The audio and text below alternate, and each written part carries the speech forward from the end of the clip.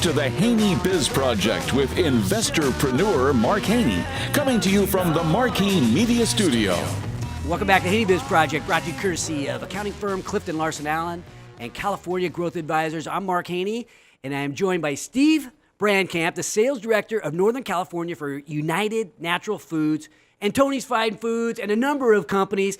And we also have Mike Teel, owner, CEO of Raley's. We're going to do kind of a three-way discussion. Let's get to know Mike a little bit, though. Mike, give us a little bit of your background, if you don't mind.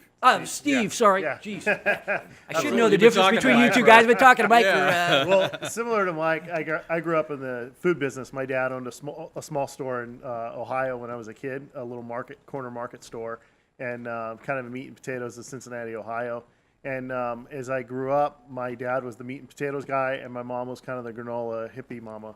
So I actually started working in the natural food industry in the early 90s, 1991, outside of Washington, D.C. for a company called Freshfields. Later, they were acquired by Whole Foods, and I worked in natural retail for quite a while, as well as in the manufacturing side. So I've been in the natural industry since 1991. So the health food, the healthier lifestyle, obviously it's infiltrating every part of our world. Think about how Raley's is doing it as compared to how the rest of the grocery industry is doing that. Yeah, absolutely. So Raley's has kind of set the trend for, I think, where we are in corporate, grocery retail now. Years ago when I started in the industry, it was the goal to get natural products in the conventional grocery store. And Raley's, I think, was one of the first ones to integrate a natural food category within their stores.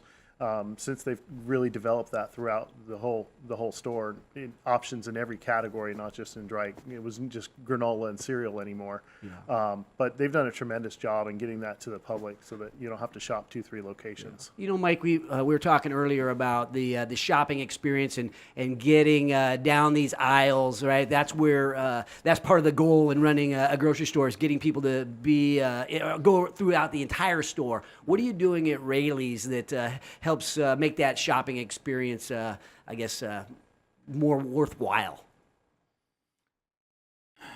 It's always difficult to get the customer down every single aisle, and that's where adjacencies, we call adjacencies, are important. So having categories that are related to other categories that draw the customer down the aisle is important. Product placement is also important. And we're actually using product placement to help transition and lead the customer towards healthier purchases. An example would be that in the soup aisle, we moved the traditional soups downward. Okay. That aren't quite as healthy, and we placed up at eye level healthier. Now that's the opposite of what traditional grocers would do, because they're paid to do it in a different way. And we've decided that the mission is first, so the dollars come second, and I believe the customer loyalty will build on those on that decision. Well, how does that work? So if you have a supplier like United and you have all these other suppliers, do they pay you for shelf space, or how does that transaction work? In the traditional conventional grocery store, it's a big factor. What we call in the industry CPGs, consumer product groups. They fund product placement, they fund advertising or promotional activities. And within UNFI, which is, they're primarily natural foods products, those smaller companies that produce these products, that's changing. There are big companies that are starting to buy up these smaller natural and organic product lines, because the other ones aren't selling. They don't work with funding as much. You don't see that because they don't have the dollars to make those kinds of choices. Yeah, you want to comment on that? Yeah, the initial investment to get into a store like Raley's or any supermarket is relatively high. A lot of the vendors we work with are small startups, regionally based. They're using high quality ingredients, and so there's not that upfront expenditure that they have, and so they kind of negotiate on free product basis. I'll give you a free case if you can put it on your shelf. And really the benefit there is that typically the product is a little higher cost, so there's a slightly higher margin associated with that. You get a couple more pennies on a can of Amy's soup than you would on a can of Campbell's. Yeah. And so I think that's part of the difference there too. What's the most popular product that's inside the Raley stores? Wow. Of yours. Yeah, that's a great, I mean, the innovation and change in the last year or two has gone faster than anything we've seen in this industry. And so if you look at products that are plant-based alternatives, so alternatives to cheese like almond cheeses, meat alternatives beyond meat is a meat alternative to hamburger or sausage. Almond milk as opposed to dairy. Those have been tremendously fast-growing categories we're seeing. And within Raley's on your team, you have to have product experts, I'm assuming, that are very, they understand health. Mike, talk to us about the team and their the training or the knowledge base that they've got to have in order to put the right stuff on the shelf. That's been one of the biggest challenges for this transformation because the traditional merchant was focused on having the vendor come in, listen to them about product growth and what things are moving fast out in the industry, and then taking the data that they garner or they are presenting and making choices to put on the shelf. And now we're asking our merchants, look at the purchases, look at the data, the customers that we have from our customers, and help make decisions that are based on healthier items.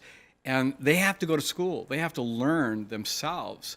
But what's helped is positioning ourselves in the industry as a leader in health and wellness, and we're attracting those merchants into the business that have a passion for health and wellness and know about products. Well, I like I either go to Raley's in Granite Bay or Raley's in Loomis, and I think it's Raley's in Granite Bay where I typically will get like salmon. You guys have already cooked the salmon. All I got to do is throw it in the microwave for a minute. And salmon's healthy, right? Is salmon good for you? Yeah, okay. It's wild caught. Yeah, it's great for you. Yeah. So thinking about like that fresh food, I mean, like I'll shop for like one day at a time. Are the habits of the consumer changing where you're not doing that big grocery shopping, as my mom used to call it? You get like 2 baskets full of stuff. It lasts you for a week and a half. Instead, my wife and I are kind of going every night or every so often. We'll pick up like a day's worth of food. Is that changing? Yeah, it is. We part of our downfall in the late 2000s was that we become a convenience store. People were just shopping daily. Yeah. And the center store was the dry goods, the packaged goods. It became a commodity, and it was all about price. We've reversed that, and we're now moving away from this idea that we're convenience, just drop in. And the way we're doing that is through digital marketing. The offers that we produce to our loyal shoppers help them lower the price, and they're buying bigger baskets. So they're shopping more, particularly our online, our e-cart customers. The size of their baskets are growing. They're getting bigger. And that's helping us drive traffic into the stores, out of our competitors, and helping us compete with the likes of Amazon.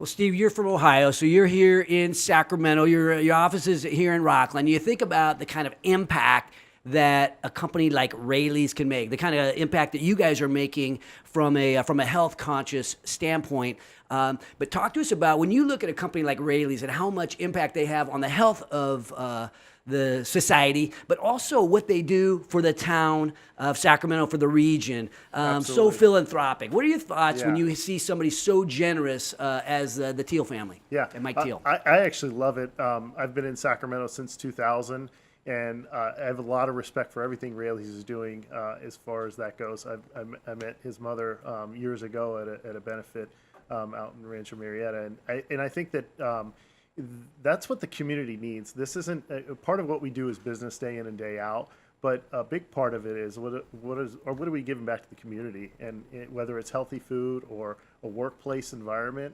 Raley's is a great employer. I've actually have a couple of people that work for me that are doing a great job, and their parents worked for Raley's for 20, 30 years. So I think that there's a lot in the community they do, or the workplace. I was in their office earlier, and there's a buzz around that office in West Sacramento, and I think that and what they provide to the community in that respect has been tremendous. I agree, and just as from an outsider seeing what you do, Mike, I mean, we are so appreciative of Raley's of what you do. But can you tell us like what you're most proud of in your since you've grabbed a hold of Raley's and are taking it to this next level? Wow. It's hard to narrow it down to one thing. I don't think of myself as being proud of having done anything, because I think it's everybody else around me that does it. We're a great team. I guess if there is anything that I'm proud of, and this may shock some of our listeners, but it's creating an environment where people can be themselves and feel that they are safe and speak out and say what they want to say. That's really important in business. You need to be trusted, and you need to know that if you have a contrarian view, it's okay. And I think that's helped us really transform this company, and I'm proud of that. Well, I'm proud, Mike and Steve, that you guys joined me today on the show. I think it was helpful to Sacramento. I'm proud to know you. I know you and I are working on a few things in the community together. So, Mike, thank you. I look forward to knowing you better. Next week, a lot of people know me as I am a food guy, and that's not food. I'm about putting food on the table for my family. That's what entrepreneurship is all about. Next week, we're going to stay with the theme. Next week, Randy and Lisa Peters, catering company, Eric Friedman of Jim Boy's Tacos, and Darren McAdams Food Jets will join us next week on the program. When we return, we will share our takeaways, our closing thoughts about the ripple effect and Mother's Day and entrepreneurship. Join the revolution at HaneyBiz.com, brought to you courtesy of Stifel Financial. This is the HaneyBiz Project.